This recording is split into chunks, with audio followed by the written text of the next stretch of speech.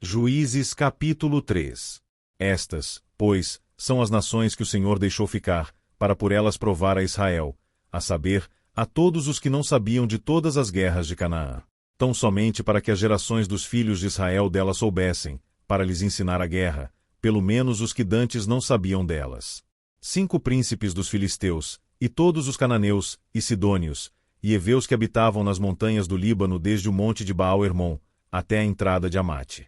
Estes, pois, ficaram, para por eles provar a Israel, para saber se dariam ouvido aos mandamentos do Senhor, que ele tinha ordenado a seus pais, pelo ministério de Moisés. Habitando, pois, os filhos de Israel no meio dos cananeus, dos heteus, e amorreus, e perizeus, e heveus, e jebuseus.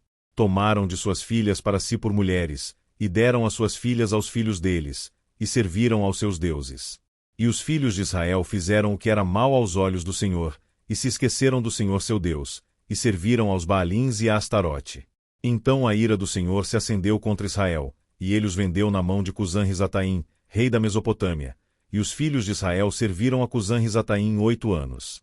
E os filhos de Israel clamaram ao Senhor, e o Senhor levantou-lhes um libertador, que os libertou, Otniel, filho de Quenais, irmão de Calebe, mais novo do que ele. E veio sobre ele o Espírito do Senhor, e julgou a Israel, e saiu a peleja, e o Senhor entregou na sua mão a Cusã-Risataim, rei da Síria, contra o qual prevaleceu a sua mão. Então a terra sossegou 40 anos, e Otniel, filho de Quenais, faleceu. Porém os filhos de Israel tornaram a fazer o que era mal aos olhos do Senhor. Então o Senhor fortaleceu a Eglon, rei dos Moabitas, contra Israel, porquanto fizeram o que era mal aos olhos do Senhor. E reuniu consigo os filhos de Amon e os amalequitas, e foi, e feriu a Israel, e tomaram a cidade das palmeiras. E os filhos de Israel serviram a Eglon, rei dos Moabitas, 18 anos. Então os filhos de Israel clamaram ao Senhor, e o Senhor lhes levantou um libertador, a Eude, filho de Gera, filho de Gemim, homem canhoto. E os filhos de Israel enviaram pela sua mão um presente a Eglon, rei dos Moabitas. E Eude fez para si uma espada de 2 fios, do comprimento de um côvado, e cingiu-a por baixo das suas vestes, à sua coxa direita. E levou aquele presente a Eglon, rei dos Moabitas, e era Eglon um homem muito gordo. E sucedeu que, acabando de entregar o presente, despediu a gente que o trouxera.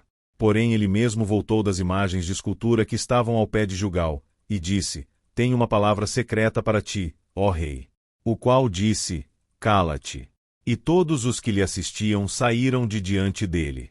E Eude entrou numa sala de verão, que o rei tinha só para si, onde estava sentado, e disse: Tenho, para dizer-te, uma palavra de Deus. E levantou-se da cadeira. Então Eude estendeu a sua mão esquerda, e tirou a espada de sobre sua coxa direita, e lhe a cravou no ventre. De tal maneira que entrou até o cabo após a lâmina, e a gordura encerrou a lâmina, porque não tirou a espada do ventre, e saiu-lhe o excremento. Então Eude saiu ao pátio, e fechou as portas da sala e as trancou. E, saindo ele, vieram os servos do rei, e viram, e eis que as portas da sala estavam fechadas, e disseram: Sem dúvida está cobrindo seus pés na recâmara da sala de verão. E, esperando até se alarmarem, eis que ele não abria as portas da sala. Então tomaram a chave, e abriram, e eis ali seu senhor estendido morto em terra. E Eude escapou, enquanto eles se demoravam, porque ele passou pelas imagens de escultura, e escapou para Seirá. E sucedeu que, chegando ele, tocou a buzina nas montanhas de Efraim, e os filhos de Israel desceram com ele das montanhas, e ele adiante deles.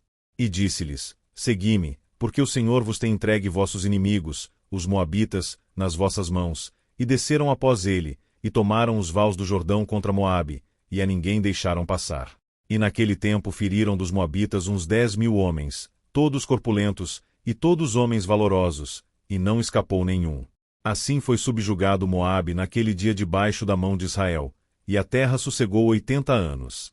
Depois dele foi Sangar, filho de Anate, que feriu a 600 homens dos filisteus com uma guilhada de bois, e também ele libertou a Israel.